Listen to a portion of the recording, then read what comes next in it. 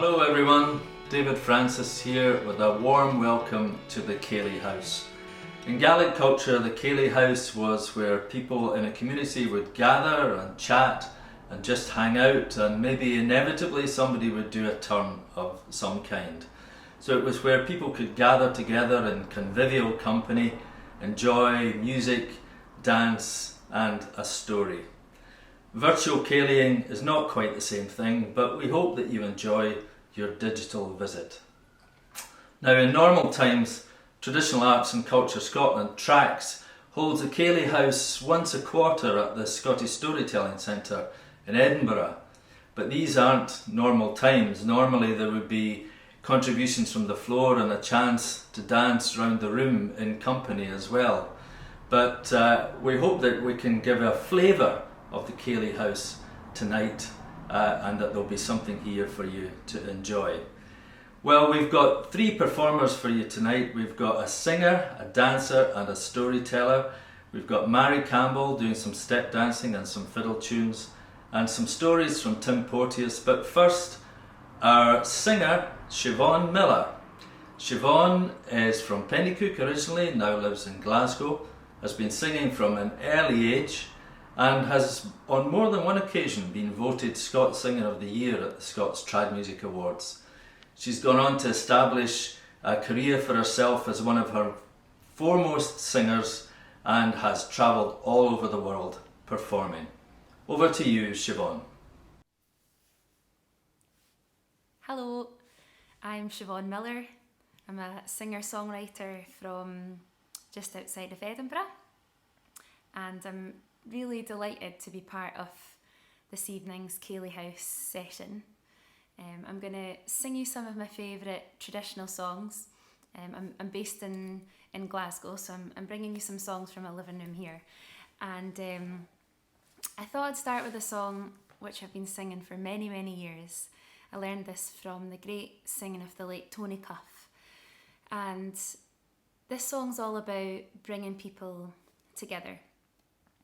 And I know it's something that we can't do in person, and Ceilidhs are such wonderful events for doing that very thing. But I hope that through an evening of music and stories and song that you can have a bit of sense of community wherever you are in the world. So this is called Say Will We Yet.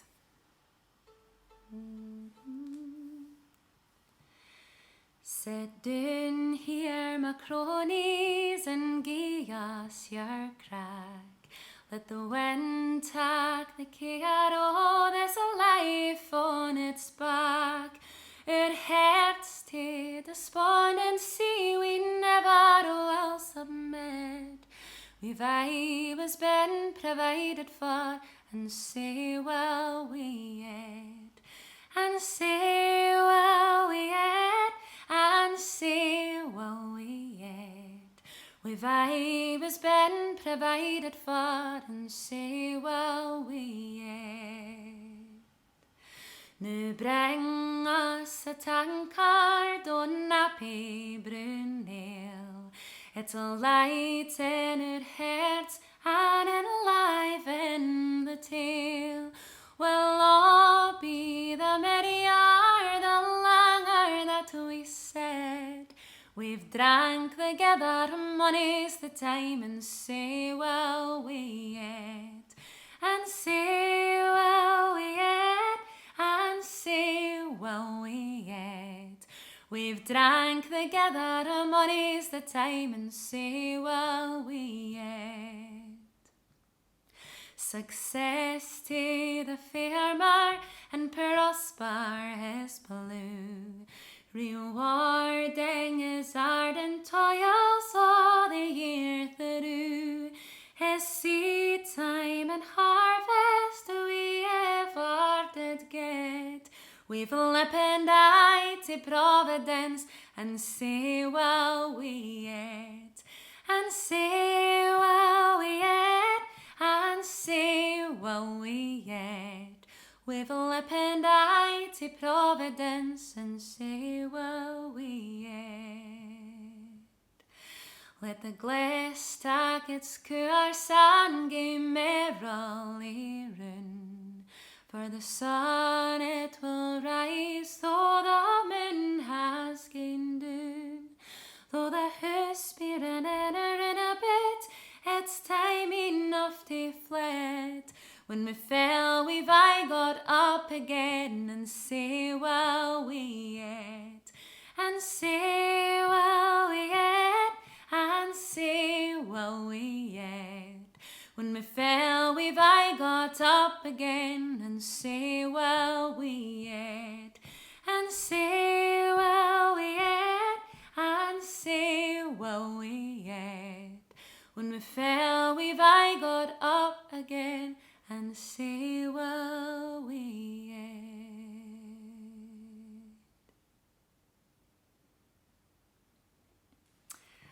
I love the line in that song that says, though the hoofs be running round about, it's time enough to flit. When we fell, we've I got up again and say, well, we yet. And that's talking about maybe having a few drams too many and the room spinning. But when we fall, we'll all get up again. We'll help each other out.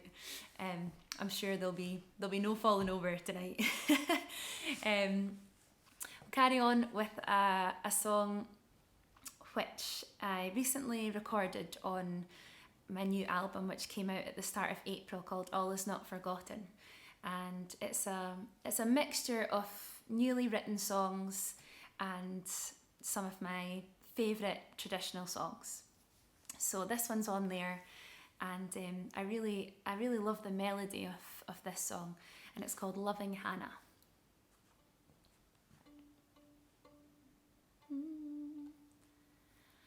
I went to church on Sunday.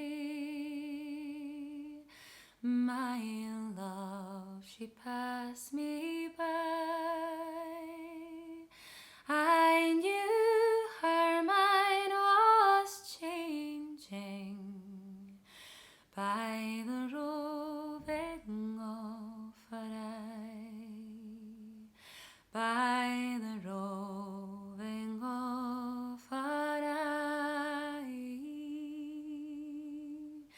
by the roving of her eye. I knew her mind was changing by the roving of her eye. Oh, Hannah, loving Hannah, come get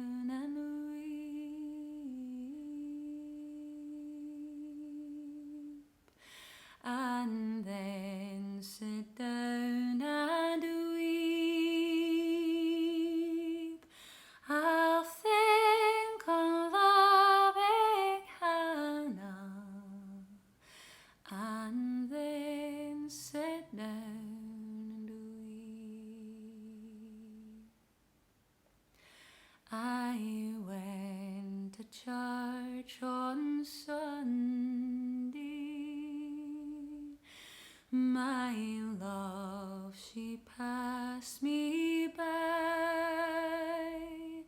I knew her mind was changing by the roving of her eye.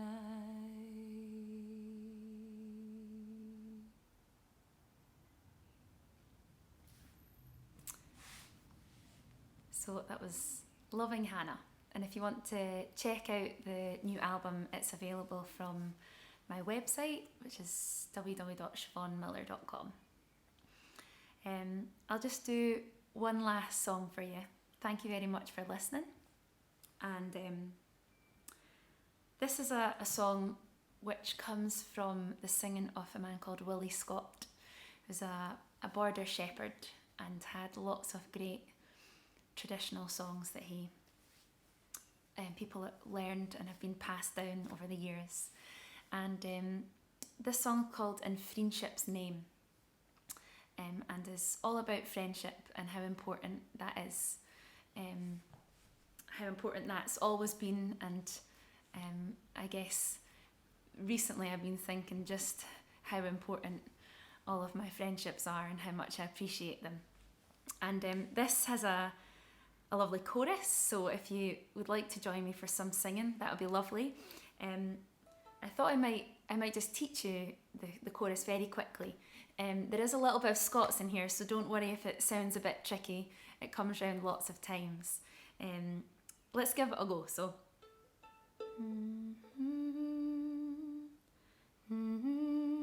So the first line, I'll sing you a line and then we can try it together. It goes, the first line of the chorus goes, happy we've been all together. Happy we've been all together. Let's try it. Happy we've been all together. Canty we've been in and all. Try that. Canty we've been in and all. Time shall see us all mair blither. Time shall see us all mair blither. Blither just means to be happy. Time shall see us all mair blither. Ere we rise to gang awa. When we leave to go. Ere we rise to gang awa. That's the whole thing. So feel free to join me in those choruses. So thank you again. This is In Friendship's Name. Here around the angle pleasing, was he happy and sae free, though the northern winds blow for easy. Friendship warms both you and me. Happy we've been all together. Can't take we've been in and all. Time shall see us all mair blither. Ere we rise to gang awa. See the miser of our history's jar, gloating away a greedy. Walk and fill his ears away pleasure, as around us here we see. Happy we've been all together. Can't we've been in and all. Time shall see us all mair blither. Ere we rise to gang awa. Can the peering silken airman call his conscience off his in? His collies are etched and spun away vermin, though he sits upon the throne. Happy we've been all together. Can't we've been in and all.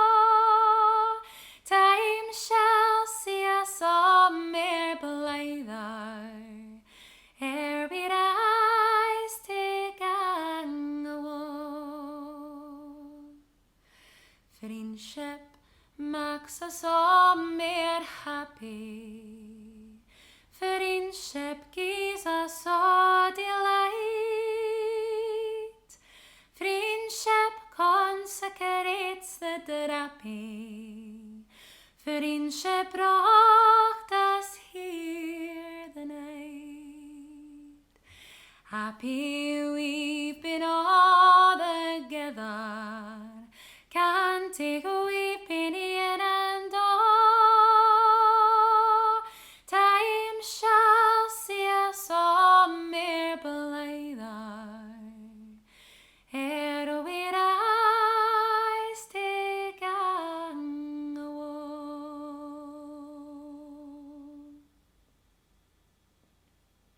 Thank you very much and enjoy the rest of the evening. Thank you, Siobhan. Well, we've got another Scots Singer of the Year for you now, but on this occasion we're going to enjoy her skills as a dancer and as a fiddler. Mairi Campbell has long been influenced by the music and dance of Cape Breton and Nova Scotia, and it's been a major influence on her direction as an artist. Here she's going to give you a wee step dance, and after that she's going to invite you to roll back the carpet and, as the phrase goes, take the floor for a wee dance round your own living room at home. Take it away, Mairi.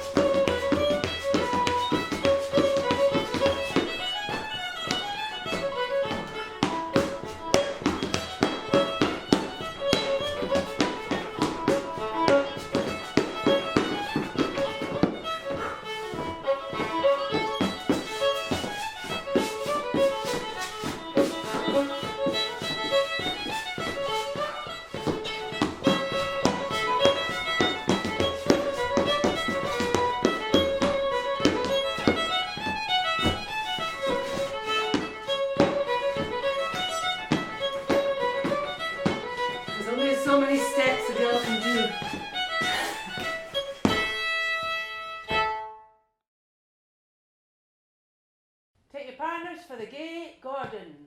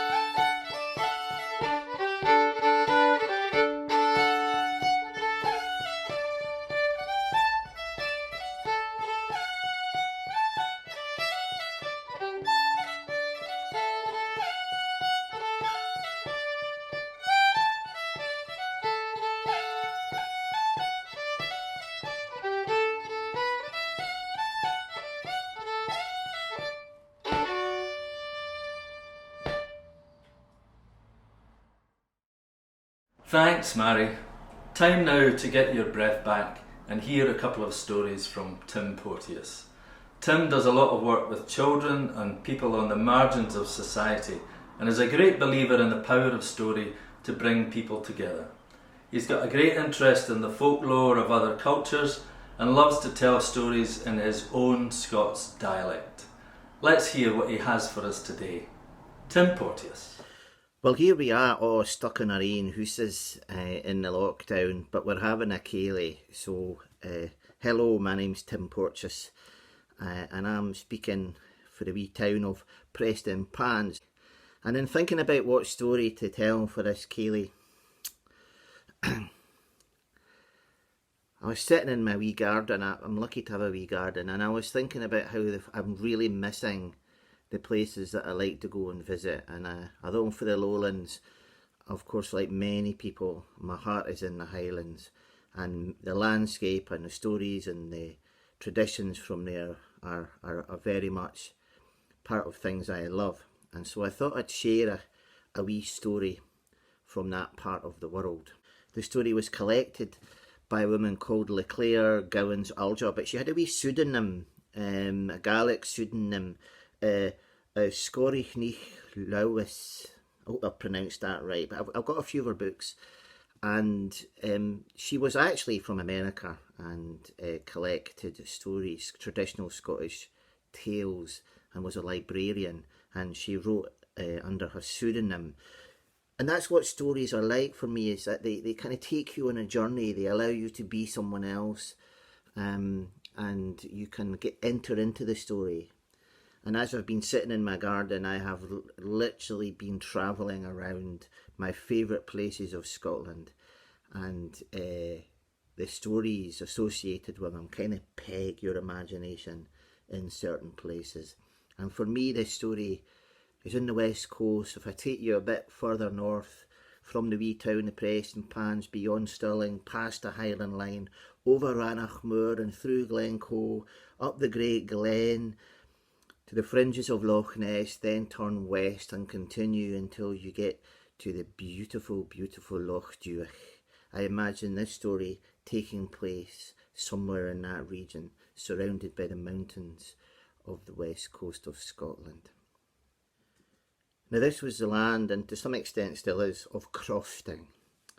And there were two crofts. One croft was owned by a man called Rab McCrae, and the other croft was owned by Jamie McNabb. And the two crofts, the end of the two crofts, met and bordered each other. And where the border was, there was a large, large stone, a boulder. One of these great erratics that had been placed in the landscape by the giants in times gone past, or if you believe the geologists, glaciers. But this boulder, a boundary stone as it became known, separated the two crofts of Jamie and Rab. And in fact, half of the boulder was on one croft and half of the boulder was on the other croft. It literally marked the division between the two crofts. And Rab and Jamie, well, they, after a hard day's work, looking after the livestock and tending to the crops and doing all the other things that they needed to do in the crop, very often they would retire in the evening of the day to the boundary stone, and there they would sit on the stone and talk about their day and put the world to rights, and sometimes just sit and be together. They were very close friends as well as being neighbours. Well, eventually, as the years went by, they grew into old men and they died. They passed away to the next life, and very close to each other, and they were laid to rest in the churchyard just over the hill, where no doubt they continued their conversations. And their sons took over the crofts, and like their fathers before them, the sons worked together and were friends, and at the end of the evening would often meet for a social exchange at the boundary stone. And like their fathers, they grew in friendship together as they grew old, and they too passed away and were buried in the churchyard just over the hill, close to their fathers. They both had 2 sons as well, and those sons were named in honour of their grandparents. And so you had young Rab and young Jamie, and like their fathers and their grandfathers, they too worked the crofts. And as it was now a tradition, they would often meet at the boundary stone for a wee reflection of the day, talking about, the matters of the day and news. And so it seemed things would continue until one day something happened. It was old Sandy who was walking by one day. Now, he was a real elder of the village. He was in his 90s. He had a long memory of many, many things. People would often come to him for advice about things from the past, and he was very proud of his memory. And as he was walking by, he saw in his croft Jamie McNabb working. And then he had a look at the boundary stone, and he called Jamie over to him and he said, Jamie, I've been looking at the boundary stone. And he said, you know me, I have a very long memory, but I am sure in the old days that boundary stone was 20 feet closer to the burn than it is now. It looks like it's been moved. It looks like the young Rab has tried to rob you of 20 feet of your croft. No, said Jamie, it's where it's always been. Oh, no, I don't think so.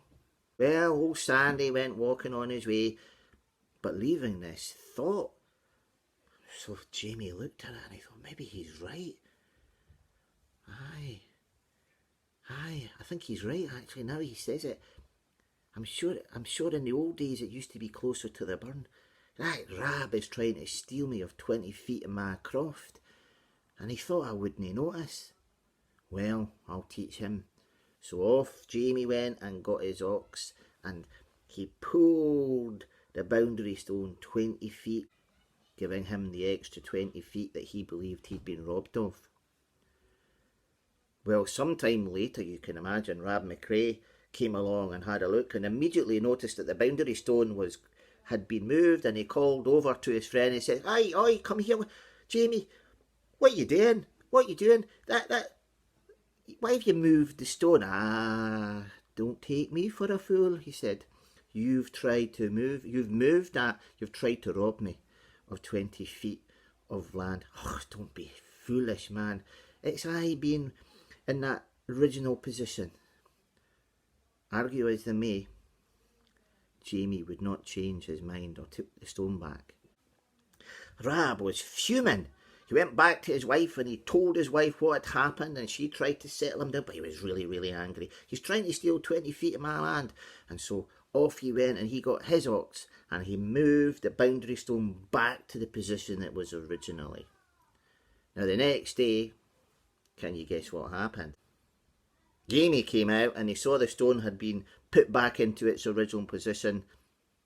He said, no having that. And got his ox and pulled it back another 20 feet once again. Now, this began a process in which the stone was moved backwards and forwards 20 feet.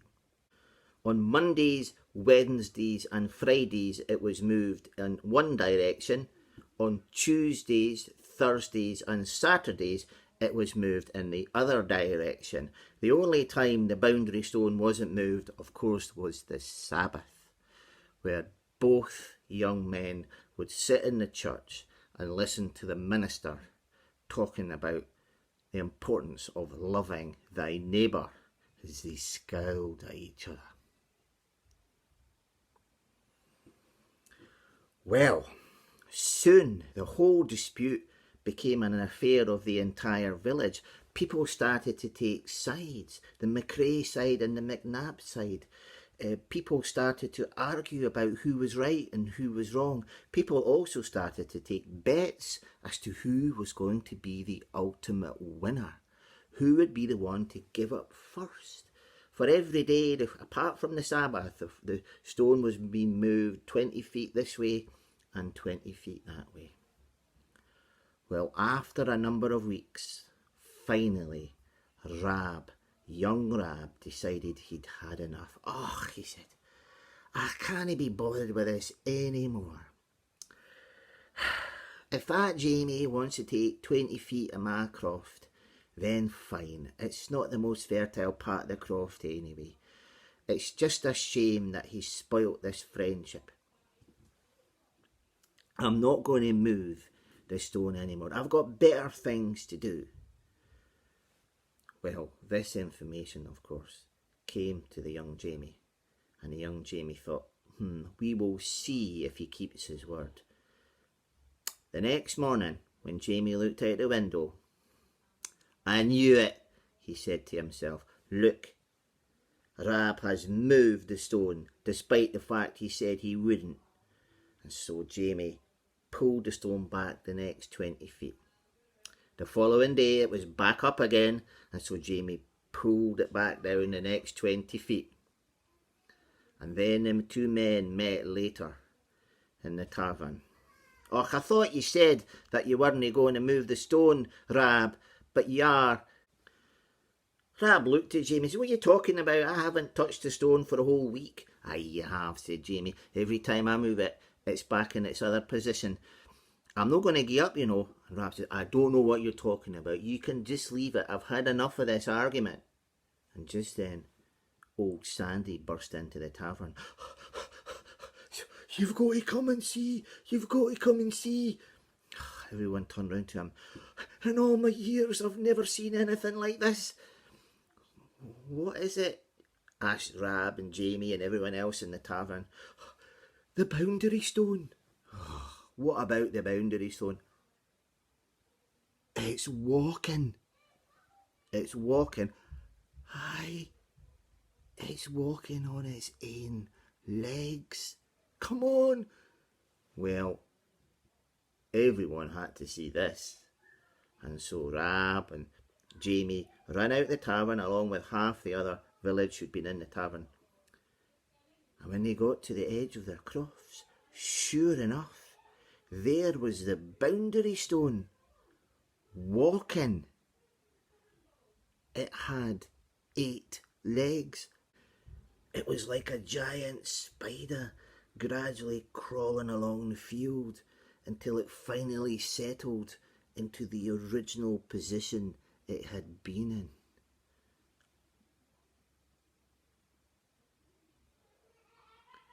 Nobody could believe what they were watching.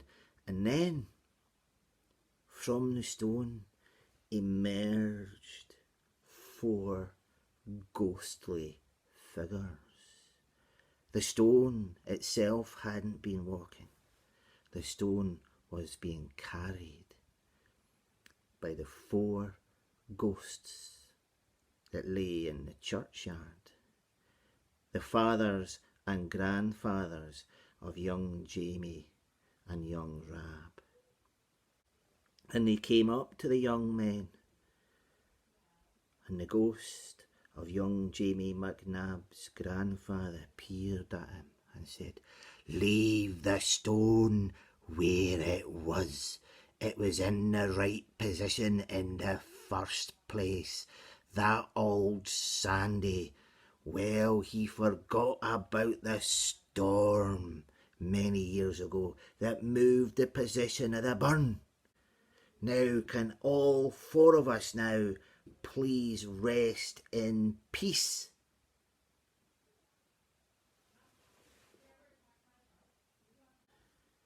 And the 4 ghosts then walked off to the churchyard in friendship as they had always been in life, chatting and talking. Well, that was the end of the trouble, of course. The boundary stone stayed there and is still there. Perhaps the main loser in this, in the end, was old Sandy. who had kind of forgotten about the storm. Or perhaps old Sandy was in fact the only one who had remembered the storm. And he just enjoyed the drama that he'd created. The truth of it, we will never know. Well, it's time now to close the door and put out the lights at the Ceilidh House for now. We hope you enjoyed this wee selection of song, dance and story, and that you'll join us for another edition soon. So it's cheerio from all of the team at Traditional Arts and Culture Scotland. Take care, and we'll see you on the other side. Goodbye.